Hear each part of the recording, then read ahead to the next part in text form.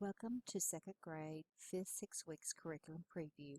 Let's get rolling. So, what is the expectations for reading for the Unit 5?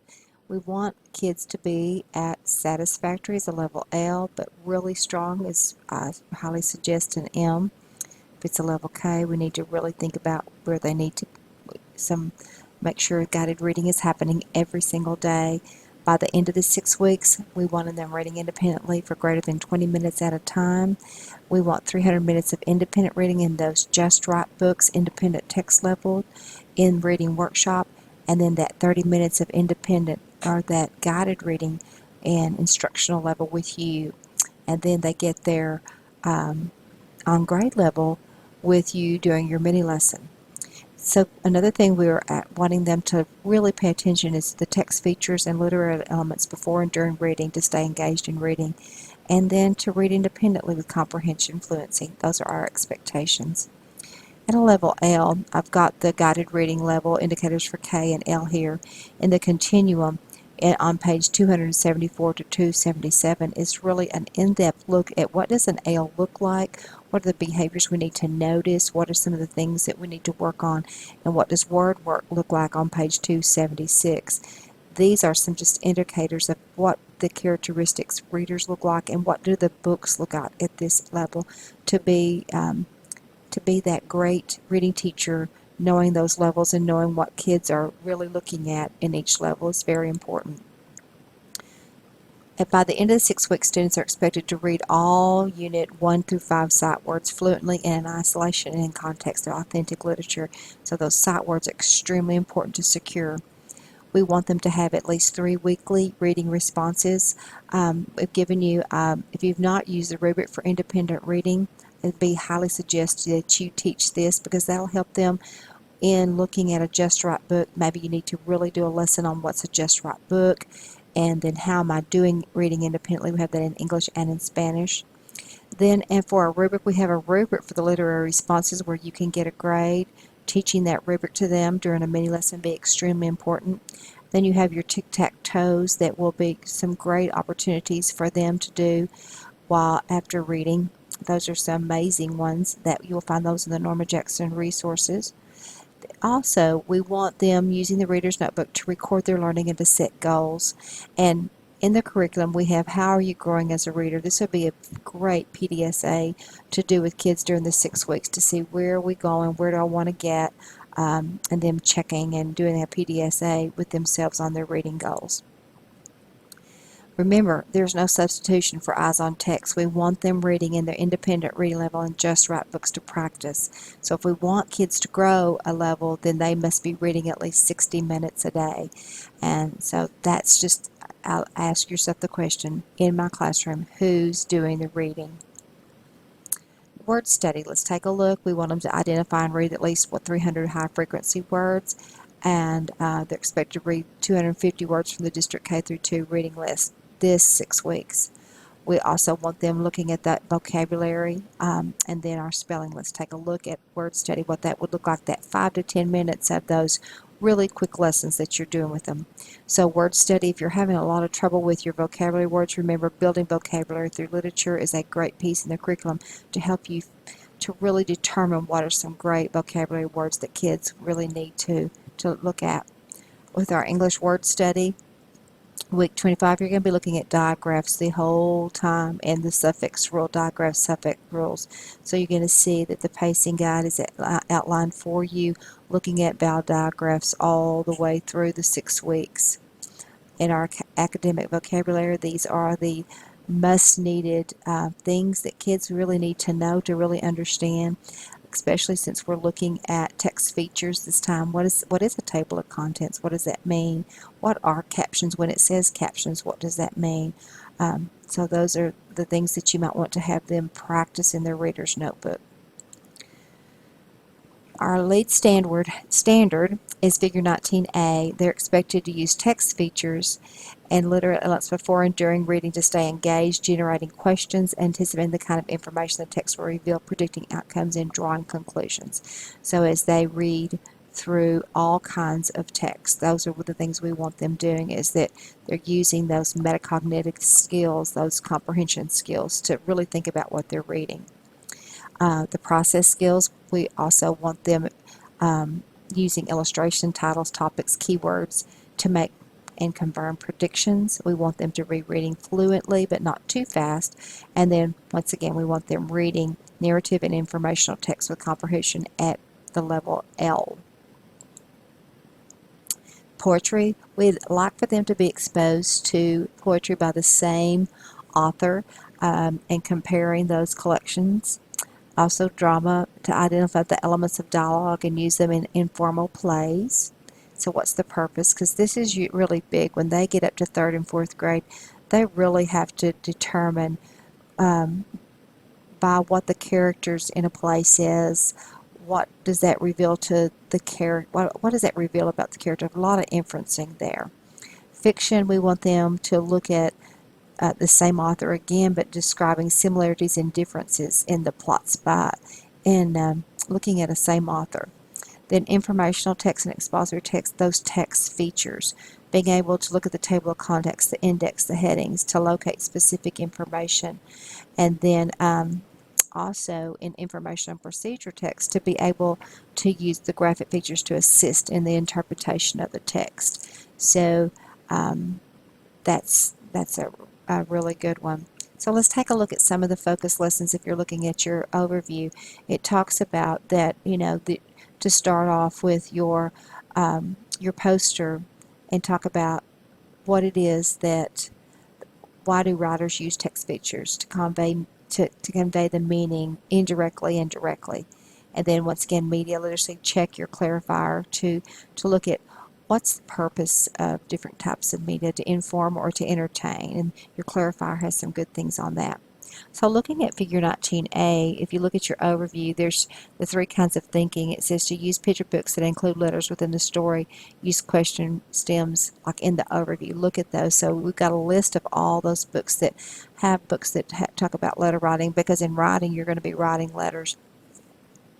Also the Comprehension Toolkit, Book 3, Asking Questions, Lessons 8, 9, 10, and 11. Those are some really great lessons. And if you've already used that book, use the guide lessons to help you use a different type of text and to really wash and rinse and repeat those lessons. Beginning reading strategies. This is a really great, in your Reading A to Z, RAS Plus, you have projectables for lesson, and I chose this one, Art from What. If you look at, if you go by standards and you search Reading A to Z by standards, this will come up on this particular standards. And so you use this book and you would project it up and you would talk about the predictions that kids could make. And then in independent reader, had students take a new book and make predictions before they read, and then make a chart to say what were my predictions and what did actually happen in the text. For poetry, I found you a really neat website. This is Ken Nesbitt's, so he has different poems. If you'll follow that website, you'll see that there is he has different poems, so you'll be able to do a lesson and compare the poems and see how each poem is alike. You could also do Shel Silverstein, all those type of things, but in independent reading, for them to practice, you'd want to copy several poems for students to read from the same author and ask them to discuss, because remember that discussing with partners about, maybe they could partner up and read the poems together and discuss how they're like and how they're different, and make a chart that you could share during share time. Drama is kind of hard because you really don't have a lot to pull from, so I went into Reading A to Z, RAS Kids, RAS Plus, and searched for Reader's Theater scripts, and then when I came up, you'll see that you have lots of really very informal plays that the kids could really to play with. You also have projectables, so you could do it during a mini lesson, and then you could go up, if you wanted to do this during independent reading time, then you could click on grade 1 and see some easier text for the kids to read, so they could actually maybe even act out some of those plays during independent reading time. Lots of fun with that. 2.9a, students are expected to describe similarities and differences in the plots and settings of several works by the same author. I had fun with this one because in your treasures unit 1 you have Mr. Putter and Tabby, so the kids you could do a lesson with that. And then there are lots of different books. If you look at Cynthia Rylant, there's tons of books that she has written that you could compare. You could do a model lesson for that, and then you could actually have kids on their different read levels find what's just right and how did it compare to Mr. Putty and Tabby. Another great one is Officer Buckler and Gloria, which is in Treasures Unit 4, and then you can compare it to Goodnight Gorilla and see how did Peggy Rathman use the same things, or how are these two books alike?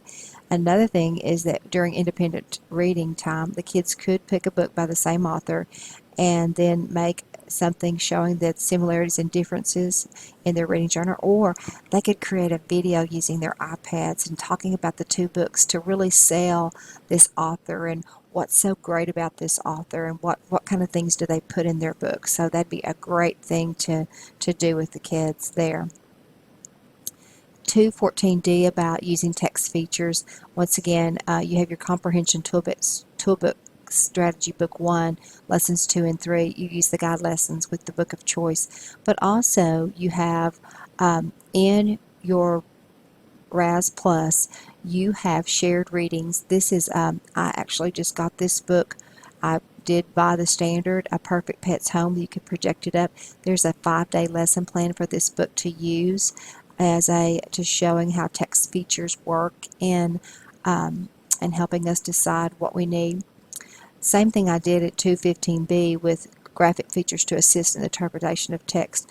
This is a book coming from RAS Plus. You'd use the projectables to teach how graphic features aid in helping us to understand when you have a procedural text, how that helps you.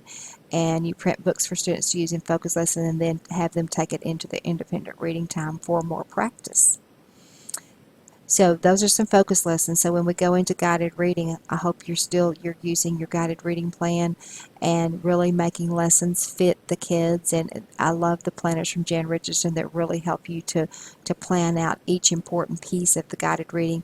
Remember also that with RAS kids, you have books, and then you have lesson plans that are a little bit more in detail, but you could really give you some insight about how to teach the book combined with this. So some good resources. Also that guided reading level library, some great books in it, just amazing things. Make sure that kids during independent reading time are on their pathway within their RAS kids, and make sure you're looking at their data with that. Now let's look at writing. We want kids to be at stage 7, secure at stage 7 for ideas and then conventions as well. And so we want them writing independently. We want them reproducing first drafts, talking personal narratives, and then also informational texts about what they're learning, and then they get to write a friendly letter.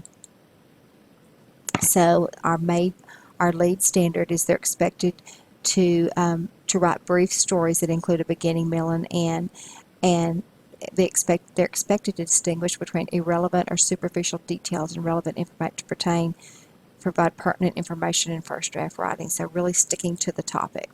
So looking at the writing process, we want them to use their organizer to independently plan, not fill it out, but to use it as that mental planner to help them select and really hone in on what they're wanting to write about. We want them to really make meaningful transitions to guide the reader through their compositions. Then we really want them to look at revising, taking out, replace general or repetitive information, okay, and always remembering to write with the reader in mind. And then in editing, to proofread for complete sentences in all their writing, and then to make sure including sentence boundaries, capitalization, and punctuation for sure. So that we want them writing across the content, and also in the conventions we're looking at the functions of adjectives and articles. All right, so those are some of the things that we're looking for there. So as you look at the focus lessons in your overview, you'll want to make a comparison between narrative writing and expository writing. You'll want to review a writer's two best friends for them. Use the stop pair rating scale to assess their strength in any of their pieces, and to model using the three-box plan to write a simple expository. So as you do your writing conferences, we definitely want them writing, you walking around and monitoring the work, stopping periodically for short 2 to 3 minutes with individual students, making those notes. So the things that we're really working on is those sentence boundaries, making capitalizations and that punctuation, making sure you have those skills and spelling those words that are in a snap words. Also, I've kind of mentioned maybe using some technology, but here's a link to some really great things that our digital learning specialists have been doing with our kids. It's always great to use technology to enhance and help kids do those writing responses and to making it be different. So good luck this 5th, 6 weeks. This year's going fast.